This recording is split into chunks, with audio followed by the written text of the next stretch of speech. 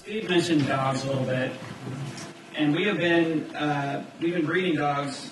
Well, we've been keeping dogs for thousands of years. We've been intentionally misshaping them for at least hundreds of years. This here is the bulldog, and this is their skulls compared one to another. And the easiest thing for genetic variation to do is to shrink things, shrink bones, shrink organs, stretch them, duplicate them. There's a lot of little tricks that you can do with genetics that we've been doing in dogs. We have 6 code dogs. We have all kinds of different things that we've been able to do through selective breeding.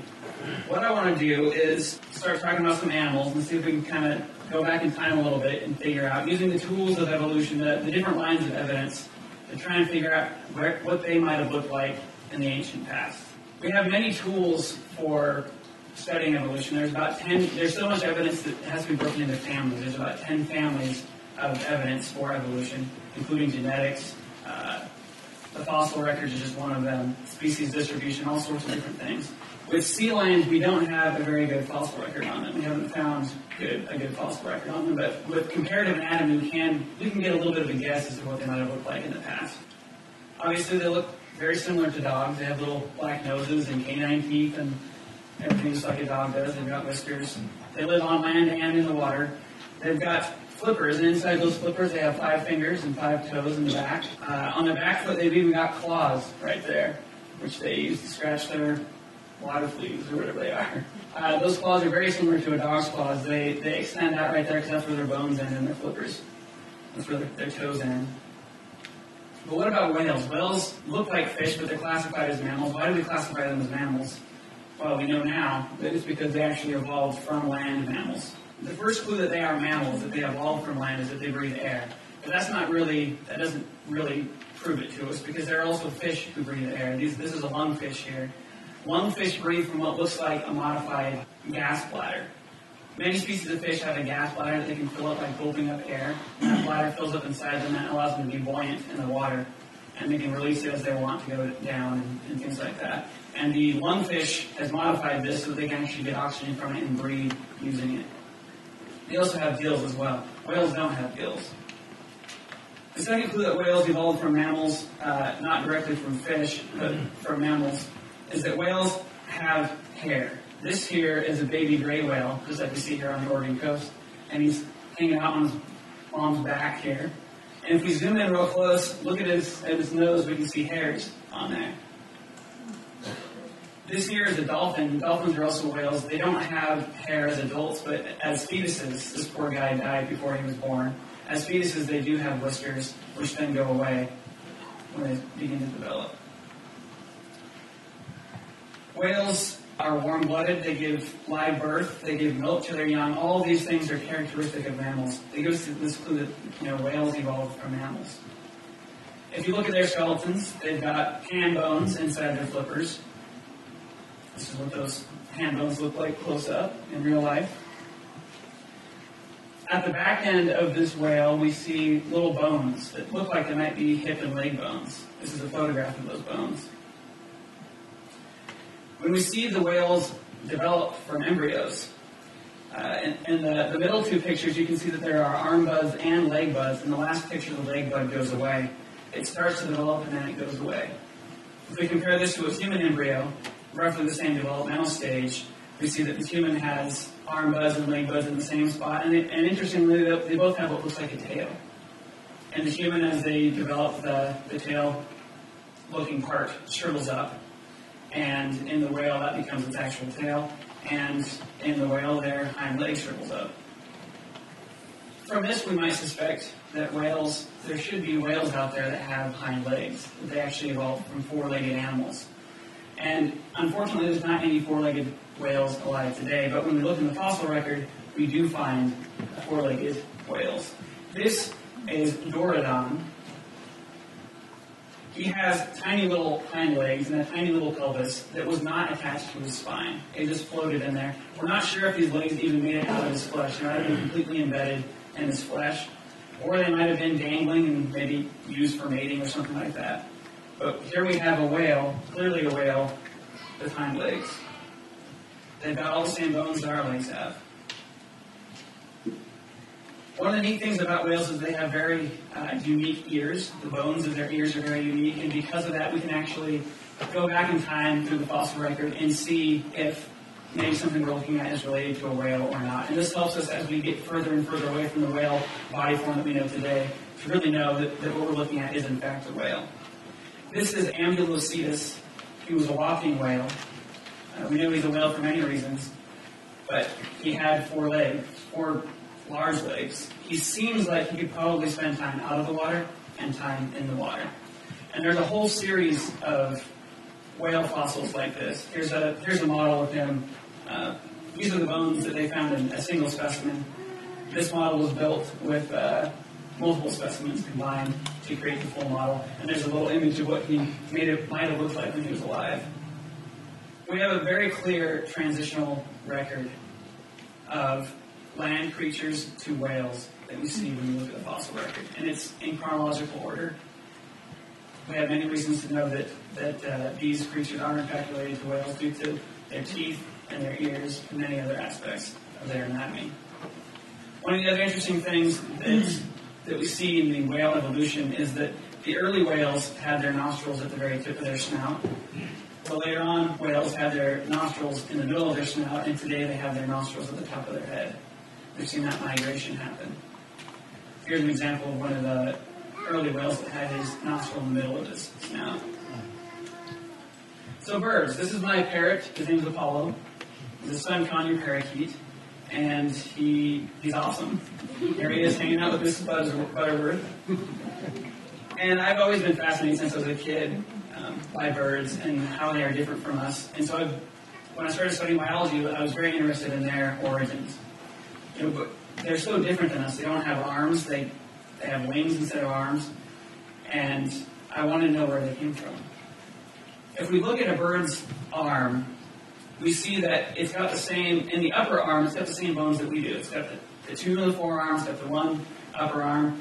But where the hand would be, we see this weird gunk, just all this mess of bones. Here's a zoomed in picture of that. Is it possible that this could have evolved from an arm?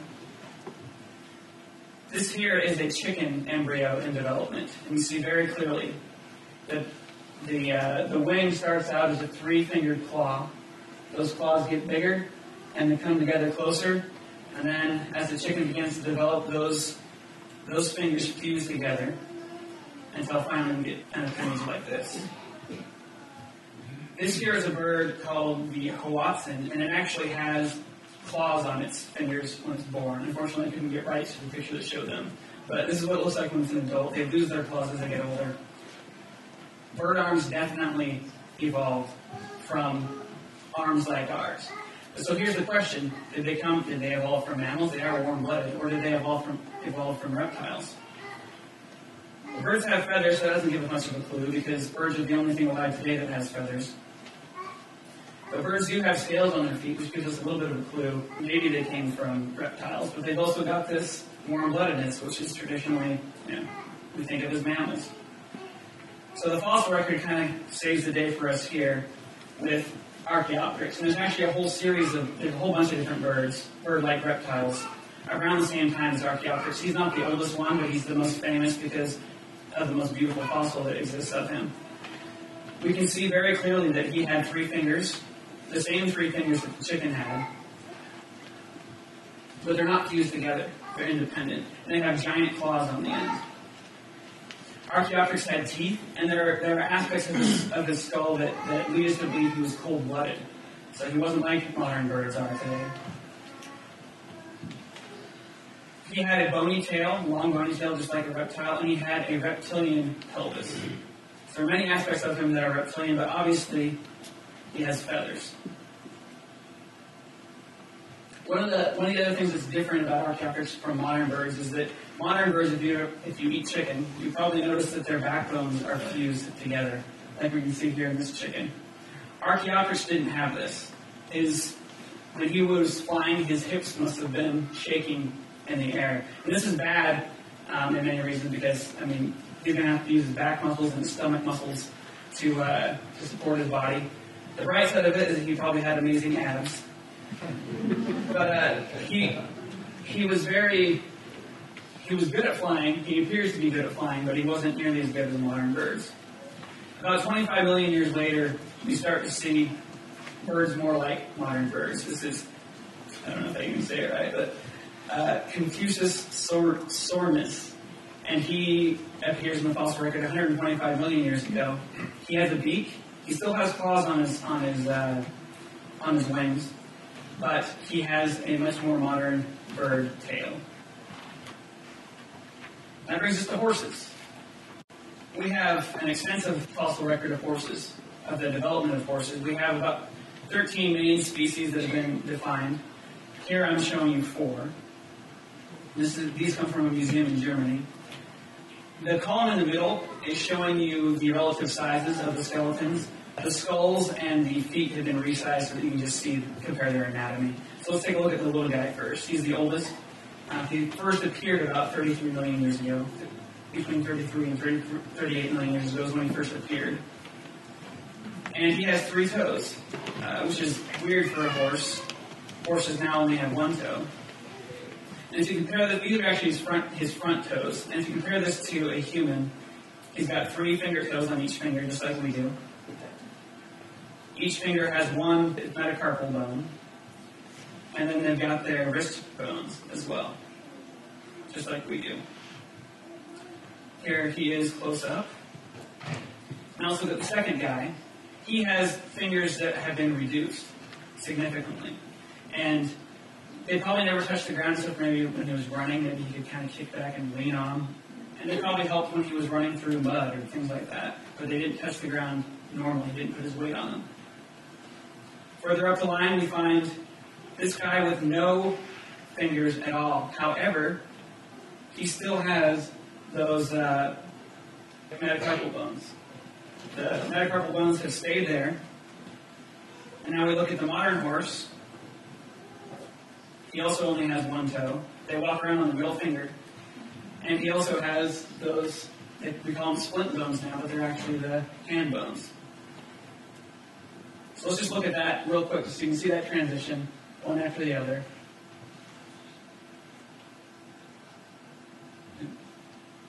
This is a very smooth transition that we see in the fossil record.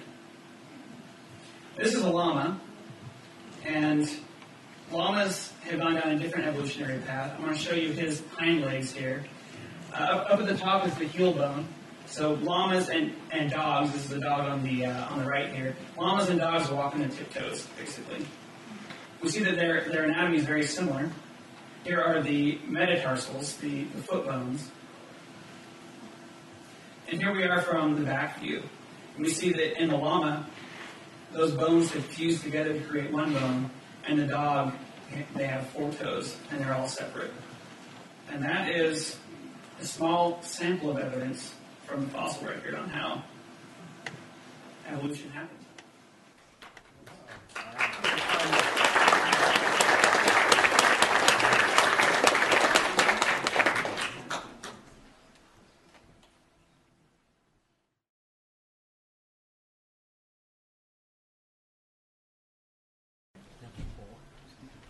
Thank you.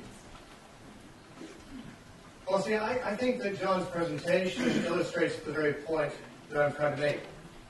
That science has not demonstrated that any of those creatures are ancestral to the others. That is one possible explanation. But it hasn't been proven. And it can't be proven. Because nobody has ever seen any kind of transitions ever take place in the real world that resemble the kind of transitions that are required there. You might say, well, why are there so many corresponding bones in the fin of a whale, or in the wing of a bat, or in the hand of a man? Well, there are other explanations besides evolution, certainly. It may be just a good design. If we have an intelligent designer, then it would not be too surprising that he would not have an infinite variety of designs. If a certain design worked well in one kind of creature, it might work well in several others, only slightly modified. I'm not saying that I can prove evolution didn't happen. What I'm saying is there's no proof that it did. That's what we're discussing. The question is, has science proven that evolution is true? It has not. It can make affirmations like this, but many of them, well, they illustrate what I would say is my main point, and that is evolution is not what we would call science is what we call philosophy. Philosophy addresses a different range of subject matter than science does. Science conducts experiments and demonstrates visibly that things can and do happen.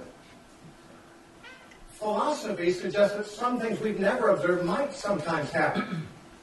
And let me just give you a quote of philosophy from the Dictionary of Philosophy from 1992, Peter A. Angelis. He says, the matters that are addressed in philosophy, which is different than science, certainly, are, 1, to give a speculative, systematic, complete view of reality. 2, to describe the ultimate real nature of reality. 3, to determine the limits, scope, source, nature, validity, and value of knowledge. And 4, is the critical inquiry regarding the presuppositions and claims made by different fields of knowledge. Now, to say that nature alone is available to make the kinds of creative changes that we believe may have happened in the history of life is a philosophical suggestion. No one has ever demonstrated that nature has any laws in it that can make those things happen. You see, what has to happen for a leg to become a wing, and especially for scales to become feathers, is not just that you stretch it out. You ever heard Rudyard Kipling's Just So stories? We learned as children. How did the elephant get his trunk? A short-nosed animal got in a tug-of-war over its nose with a crocodile, and it had a long trunk. That's what Rudyard Kipling wrote a bunch of these. Are called the Just So stories. The truth of the matter is, evolution can come up with lots of just so stories. But to somehow demonstrate that this is how this happened, they are in no position to do. Now, like I said, I'm not here to prove that evolution isn't true, although I certainly don't believe in the grand scale scheme of evolution. But I'm more skeptical than some people. I require proof for things before I call them scientific. Just hard-headed me. But the fact is, no one has found in nature a process that can invent new body parts. Now you might say, but we know that mutations take place. Don't that change organisms? Yeah, it does. It helps certain kinds of bacteria become antibiotic resistant. There are rats that become poison resistant. This is a mutation. It's good for them. It's good for the survivors. But you know what's going on there? In every population of bacteria, there are some that already have the resistance. That's why they survive, to pass it on to others. The bacteria, some of them have the resistance, some don't. And the ones that don't die off. But nothing new is added in the way of resistance. In fact, science has proven that every mutation changes things not by adding new information to the DNA, but by subtracting or turning off certain genes in the DNA. No one has ever discovered a mutation that introduced new information into the gene pools. And that's what you need. If you've got a bacterium that's going to become a jellyfish, or if you have a reptile that's going to become a bird, and its scales are going to become feathers, those feathers are highly complex design structures. Scales are just a bit of rough skin. The scale is a surface condition of the reptilian skin. Feathers grow out of follicles like hair does, out of below the skin level. They're not modified scales. They're an entirely different structure. And we know of nothing in science that says that a reptile has in its DNA the possibility of producing feathers. And we don't know of any case. Now, Archaeopteryx was brought up. Archaeopteryx has been a matter of dispute since almost Darwin's time. It was first discovered only a couple of years after Darwin wrote his book, The Origin of Species. He wrote it in 1859, and Archaeopteryx was found in 1861. Scientists still dispute. Is it a bird? Is it a reptile? It certainly has intermediate characteristics of bird and reptile. No one disputes that. But as I said at the end of my last 15 minutes, we have animals alive today that have characteristics of mammals and characteristics of something else. What else? The monotremes, duck-billed platypus, for example, is a mammal. At least by all the measures that Jon identified. It has hair. It suckles its young with milk. It is warm-blooded. Well, but there's one thing that's different about it. It lays eggs. Only it and two species of spiny anteater, they're all in Australia, New Zealand, and Papua New Guinea, only those three species of mammals don't bear live young.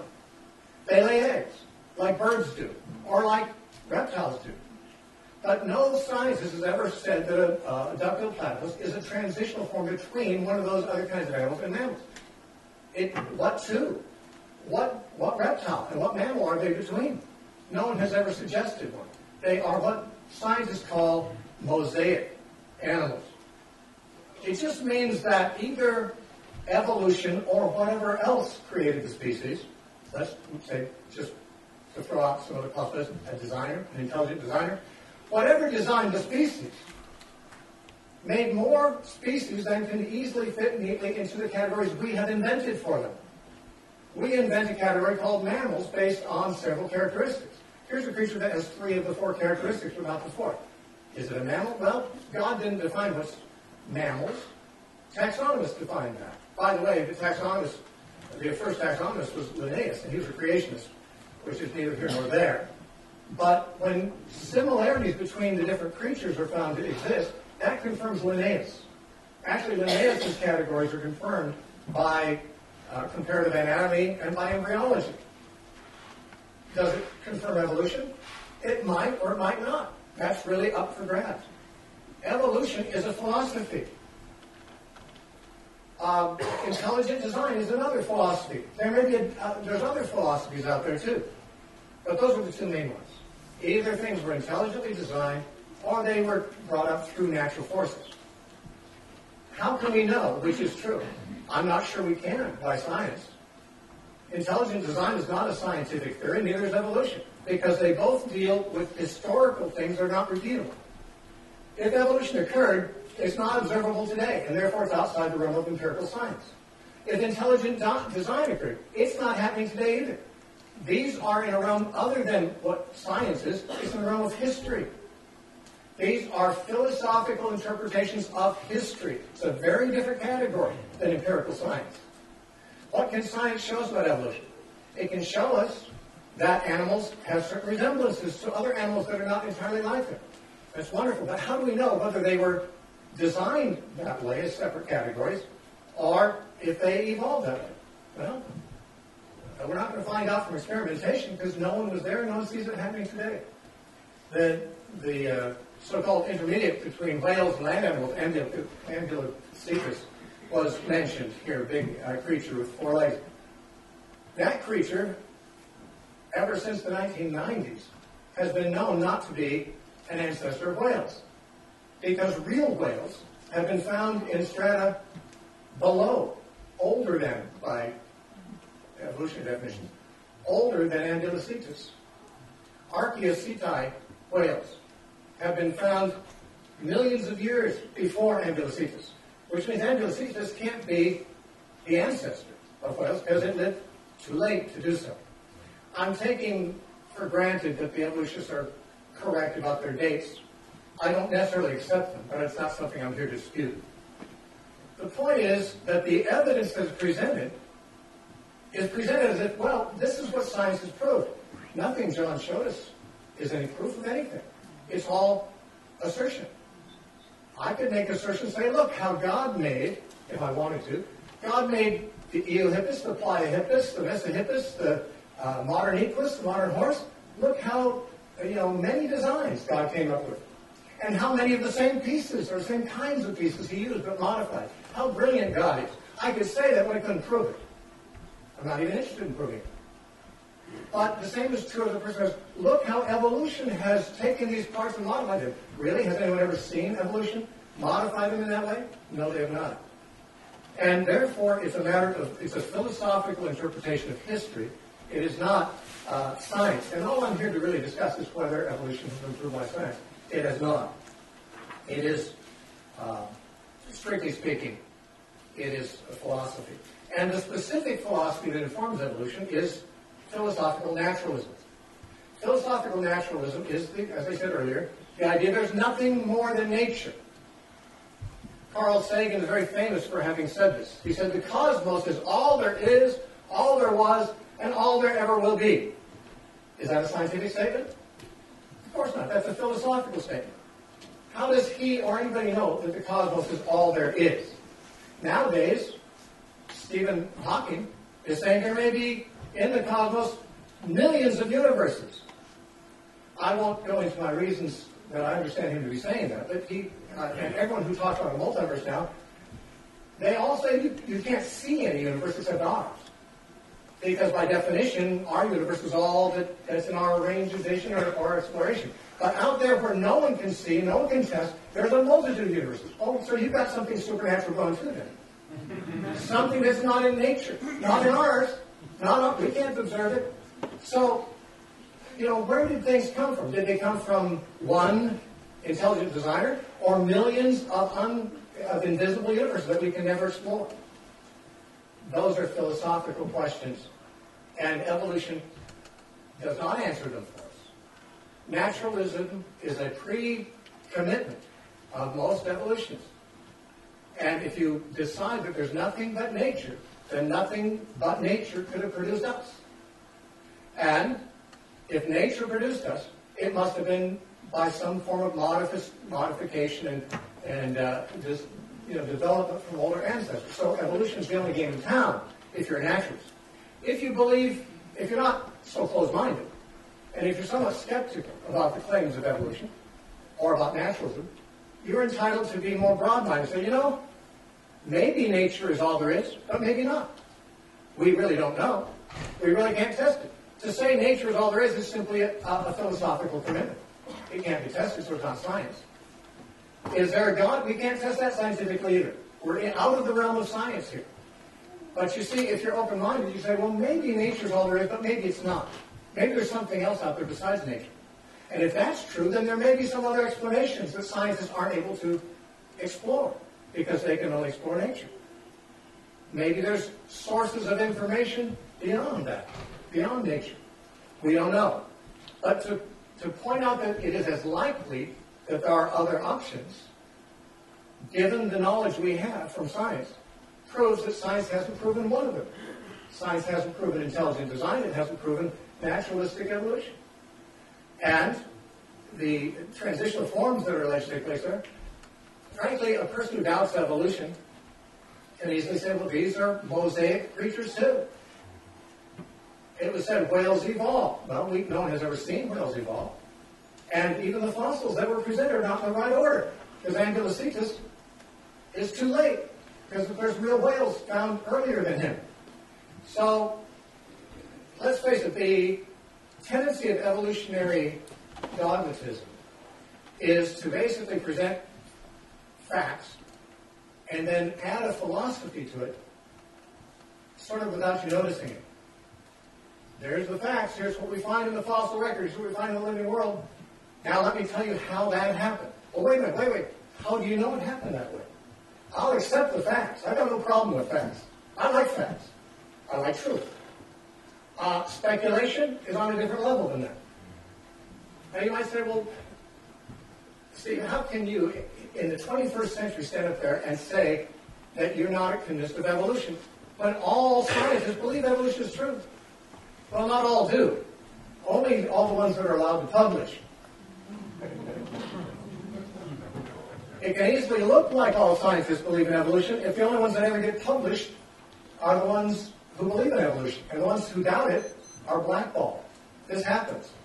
If people are run out of science departments as professors because they question whether evolution is true, so that only the ones committed to evolution are there to teach, yeah, you're definitely going to get the impression all scientists believe in evolution. 30 seconds. But that's not necessarily true. What we can say is that all persons who are committed to naturalistic philosophy believe in evolution. And some don't. There are some who don't believe in naturalistic philosophy. Some Christians believe in evolution, but they believe God can make evolution happen.